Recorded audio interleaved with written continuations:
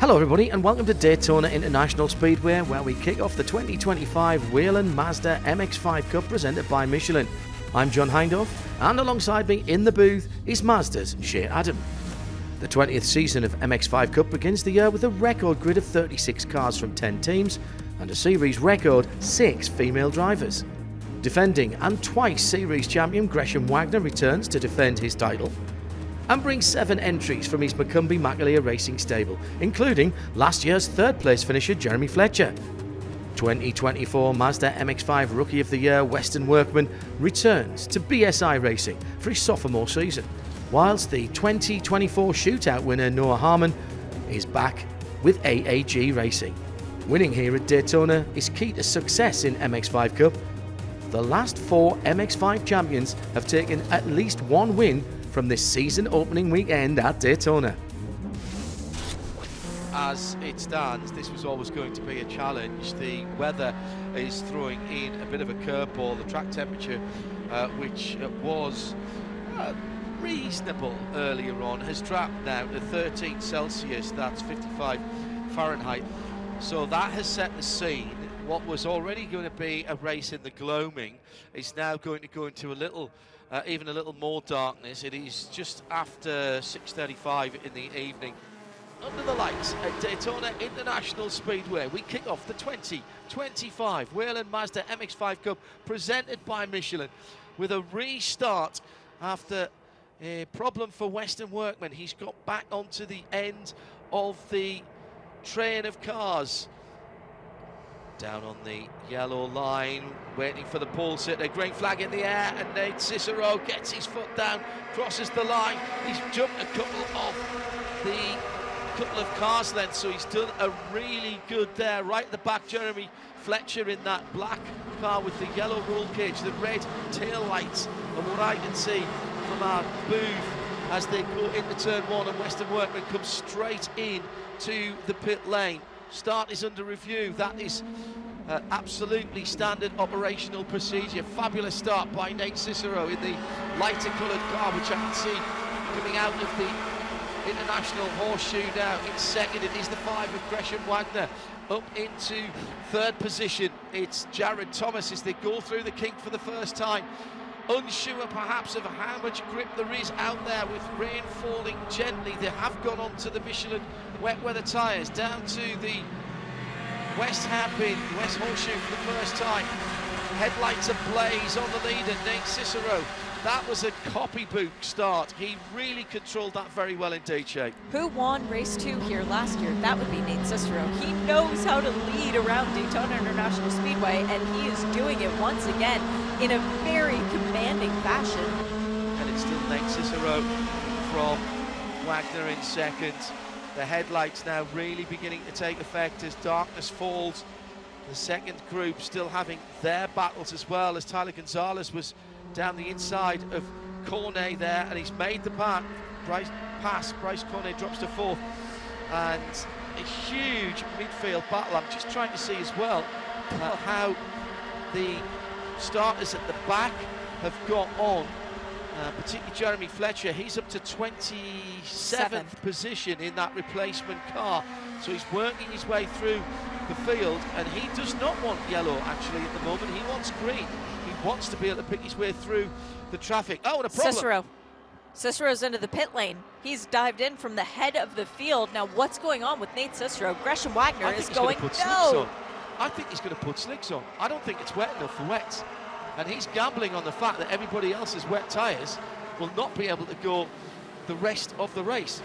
Now, this is interesting because the cars are starting to move around. The cars that are still on wets are starting to move around. And the number 57 of Tyler Gonzalez, the red and white classic Mazda Orlando supported car. Look at the attitude of the cars coming out the corner shade. They are really struggling. This might be an absolute masterstroke from Nate Cicero, who was leading for Saito Motorsport Group.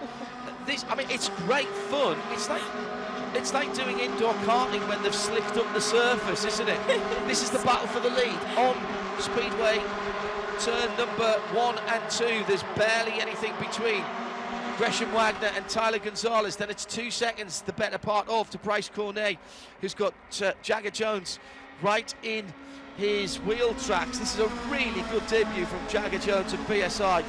Gonzalez looking down the inside of Wagner as they go into braking for turn 7, or the Le Mans chicane. Who's going to lift first? It's going to be Wagner, as Gonzalez loves when the car is slightly out of control. He really likes a car where the rear end is trying to come around the front. Last time around, 2:14.250 for Wagner, 2:14.260. They were miles quicker than anyone else. Wagner's Wagner low. into the pits. Wagner into the pits. He's going to change tyres. Gresham Wagner, who has stayed out for what, 4, 5 extra laps. Oh no. I'm getting reports of raindrops outside as well. Rookies to the fore there as they come through with Ethan Gunnar, Nathan Nicholson in his second season, Ren Messinger as well, and Noah Harmon are now up into the early teens, 12th and 13th position. And this is not over. Well, it's never over until the checkered flag has been passed. But this is the battle group for the lead, the battle pack for the lead, with Tyler Gonzalez leading. Now down to second, excuse me, Bryce Cornet in the more silver car on the infield. Good smattering of spectators in this early part of the week on a Thursday evening at Daytona. Oh, big moment there from Tyler Gonzalez as he got sideways. He did get help, but also going around the outside of him was Ethan Goulart, making his debut in the series, but already a national champion in Spec MX. Looks like this is, aside from that move that we've just seen, looks like this is settling down a bit. Windscreen wipers on for some of the cars now. And Jared Thomas has no lights, which friends have just pointed out, it worked for Cadillac at Petit Le Mans, so maybe Jared learned that and is trying a different strategy. Everyone else seems to have their headlights on. Those two have been caught by the 3 cars behind substantially. Oh, big moment there. That's a great save and a great piece of avoidance as well for Ren 2 Messinger. cars there. Justin Adaconis in the 23, Ren Messinger down the inside. Completely sideways warning for that incident down the inside. Parker DeLong is, I think, very, very lucky there. Guillard still not out of it. Mesa, another rookie. Then Parker DeLong. Ethan Tyler in 6th. Sneaking through, Noah Harmon's come up as well, you know. He's done a great job. He's up to 7th, just ahead of Jeremy Fletcher, who came from the back in 8th. Jared Thomas, strangely, has not really been a factor in that number 96 car. Ren Messinger for McCumbee McAleer Racing in 10th position. Another rookie. What's that? 1, 2, 3 rookies in the top 10. We've got a really great crop of rookies for 2025. Sally went for a spin a moment or 2 ago at the far end of the... got the left rear Michelin on the white line under turn-in, I think. There's just not the grip out there, and contact. Glenn McGee. Who were the other 2 cars there, Shea? Was that Bobby Gossett? It was, and Alex Bashura? I think it might have been Nathan Nicholson. Let's not forget that these bonus points for pole positions, fastest laps led, they have decided significant championship positions in the past. No reason to think that won't be the same this year. Nope, we've had championships won or lost by 10 points. And just 1 position at the end of the day. Yes, Elio Mesa goes sliding off the track, and he actually falls back behind Parker DeLong. He's now battling with DeLong and Mesa. And Christian Hodenland is on fire. Is he going to pull behind an orange overlap? He's looking for one. It's right at the... Oh, yeah, he's found one. He's done a great job. It's at the International Horseshoe, and I don't know whether something locked up on the car, but there's definitely flames underneath. It could have just been an oil line going, but he's got well out of the way. No, he's on the speedway. He's stopped. He's stopped within our line of sight. It's at the exit of NASCAR turn 4. Right, there you go. That's where he was coming down to the infield. He's well off the racing circuit. There's an official standing there with him. Still green with 2.5 minutes to go, and the field is coming around Full now. course Full course yellow is This gonna out. freeze it. If you're going to go, you've got to go now. No, Too late. it's done. That's It's too late. Tyler Gonzalez is going to win another race at Daytona International Speedway. He's making a habit of this. And on his debut, second, rookie Ethan Goulart for Sato Motorsports Group. In third for Spark Performance is Bryce Cornier. Wow. The full course yellow brings the race to an end, and it's Tyler Gonzalez who picks up his third career MX-5 win at Daytona. Let's get down to victory lane and hear from our winner. We weren't sure if it was going to rain or not. We were thinking about coming in and pitting for slicks. I'm glad we did it when I saw that rain start hitting my windshield, but I just can't thank Classic Mazda and BSI for giving me such an amazing race car. I mean, you know, we worked hard for this, and you know, I love Daytona, I love you guys, and it's my home track, so I'm glad to get it done. Congratulations to Tyler and the entire BSI Racing team.